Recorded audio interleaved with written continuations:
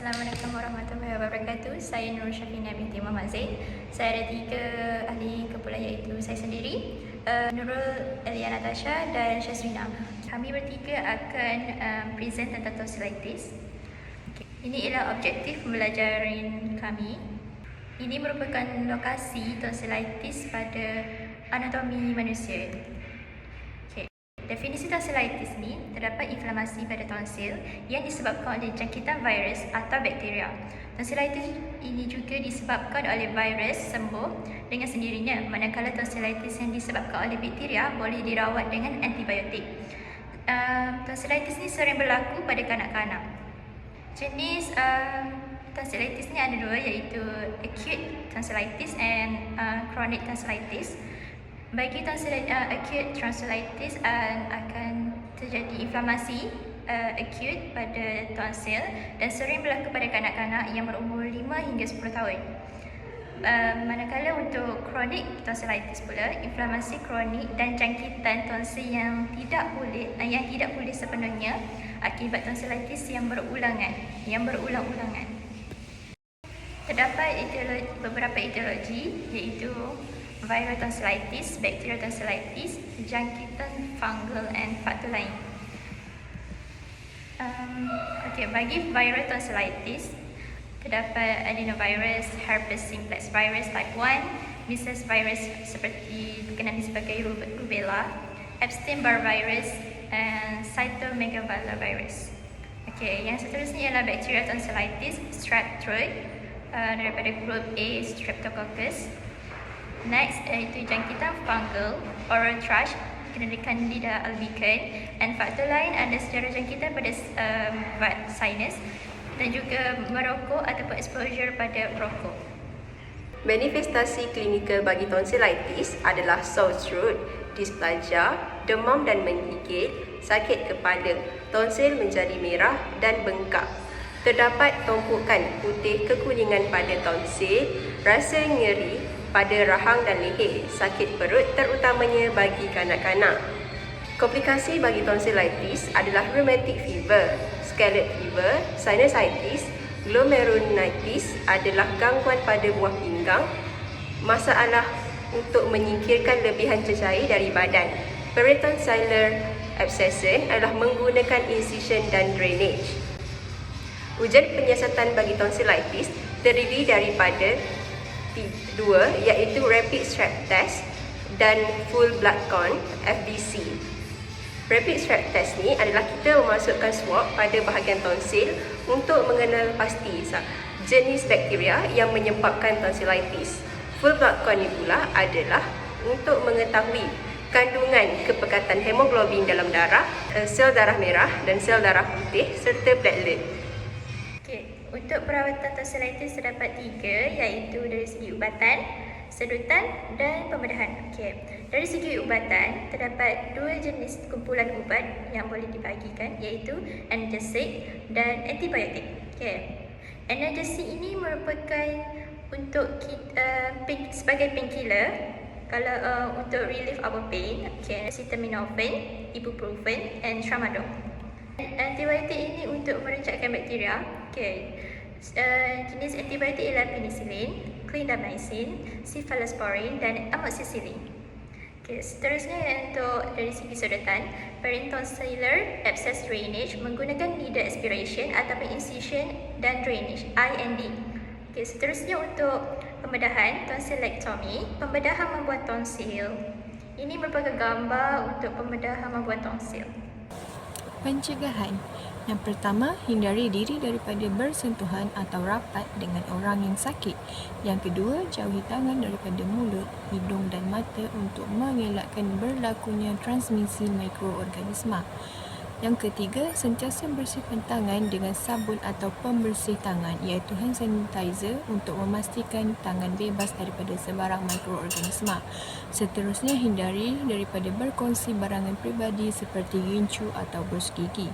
Seterusnya, sekira anda menghidap tonsillitis, buang brus gigi yang digunakan setelah jangkitan pulih. Amalkan diet dan cara hidup yang sihat dengan pengambilan vitamin C untuk meningkatkan sistem imun badan. Yang seterusnya, jangan merokok, vape atau menjadi perokok pasif kerana rokok mengandungi bahan nikotin yang boleh menyebabkan keradangan pada tonsil. Surgical tonsilektomi pre-operation. Mendapatkan konsen. Jika pesakit bersetuju untuk melakukan pembedahan, doktor perlu mendapatkan borang keizinan pembedahan melalui borang konsen. Yang seterusnya, lakukan ujian darah dan ujian diagnosis untuk mengetahui kiraan sel darah red blood cell, hemoglobin, white blood cell dan platelet. Pesakit harus NBM sebelum hari prosedur. Ini adalah sebagai langkah persediaan pesakit sebelum menjalani pembedahan agar berjalan dengan lancar. Semak arahan daripada doktor dalam BHT untuk mengenal pasti sekiranya pesakit mempunyai alergik terhadap sebarang ubatan. Persediaan kulit. Kurangkan risiko infeksi insisi pada pembedahan. Seterusnya, elakkan penggunaan ubat melainkan dibenarkan oleh pakar bedah untuk mengelakkan sebarang komplikasi. Post-operation. Yang pertama, letakkan pesakit dalam posisi semi-fowler. Yang kedua, pastikan kelawasan iaitu patensi salur pernafasan dikekalkan. Yang ketiga, keep nil by mouth sehingga dibenarkan makan oral intake oleh doktor. Monitor vital sign dan tanda-tanda pendarahan. Jururawat akan mengambil tekanan darah pesakit setiap 2 jam.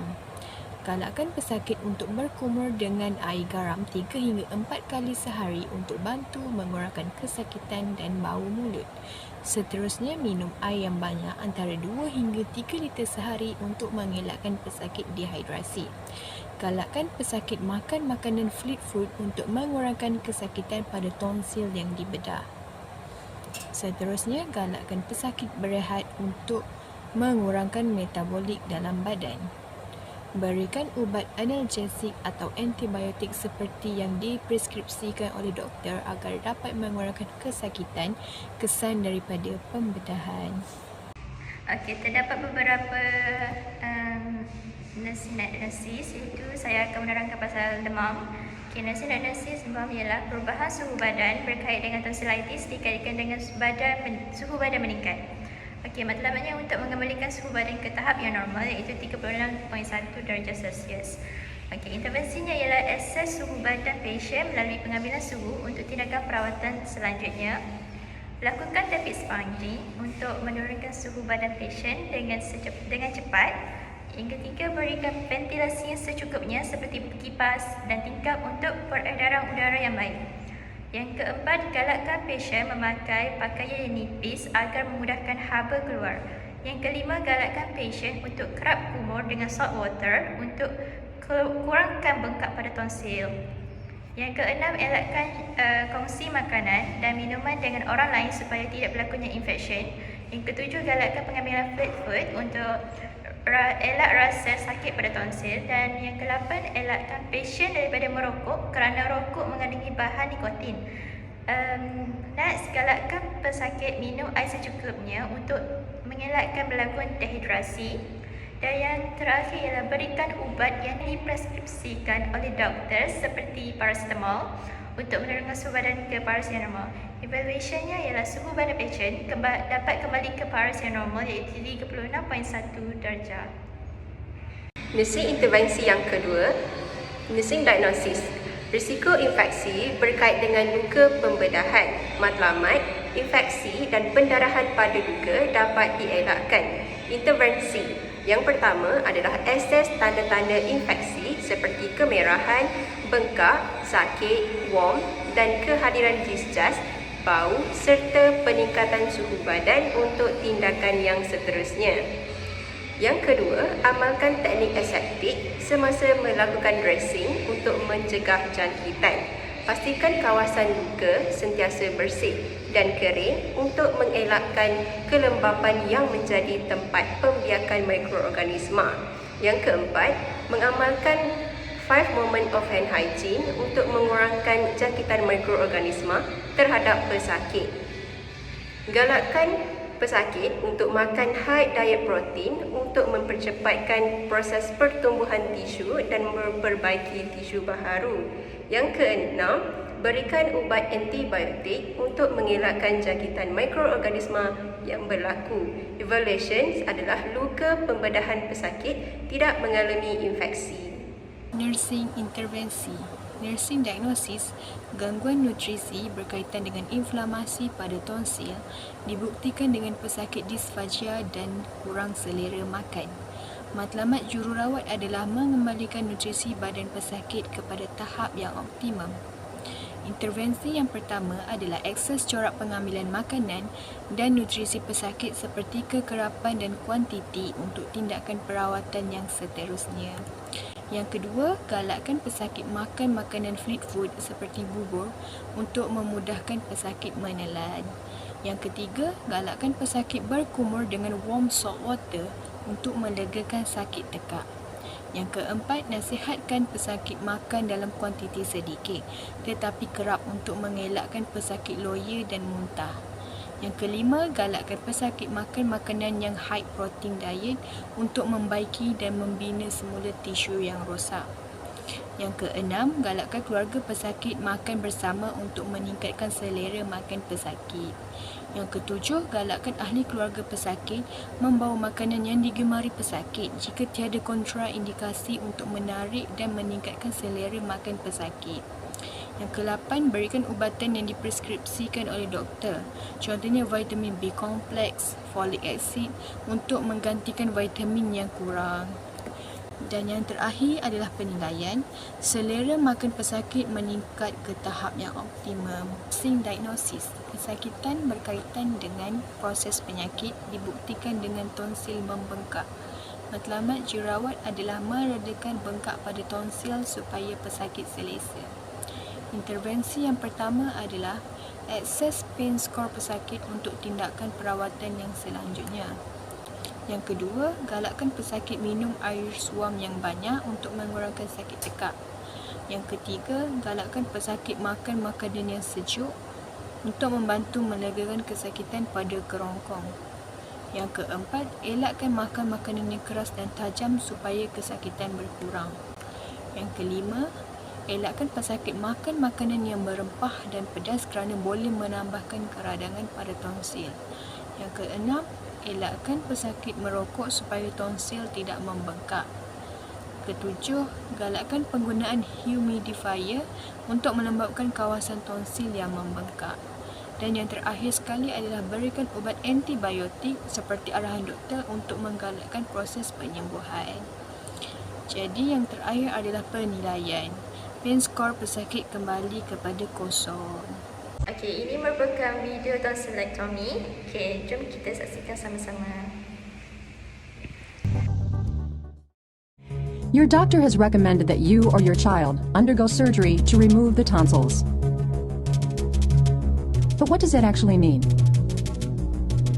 Tonsils are located in the throat at the back of your mouth, one on either side of the uvula. Together, your tonsils work to help fight infection entering the body through the mouth. They are part of your immune system. Occasionally, tonsils themselves become infected. This condition is called tonsillitis. During an attack of tonsillitis, the tonsils can become inflamed and can cause fever and body aches. In addition, tonsillitis can increase the chances of other complicating illnesses, including enlargement of the lymph nodes in the neck, enlargements of the tonsils causing difficulty breathing or swallowing, recurrent bronchitis, and other conditions caused by infection. In most cases, your doctor will recommend the surgical removal of tonsils only when tonsillitis becomes chronic and begins to interfere with daily life. Luckily, in most people, the immune system is more than able to compensate for the loss of the tonsils, and having them removed will not in any way weaken you. You should make sure you have spoken to your doctor about the particular reasons behind his or her recommendations.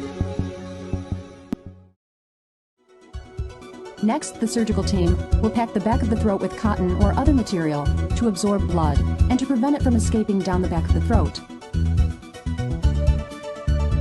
An instrument called a retractor will be used to hold the tongue.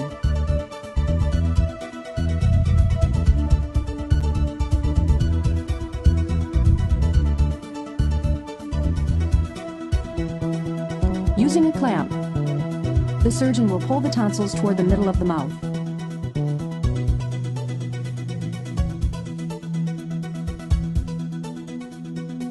Next, the tonsils are cut free by tightening the wire loop around each of their bases.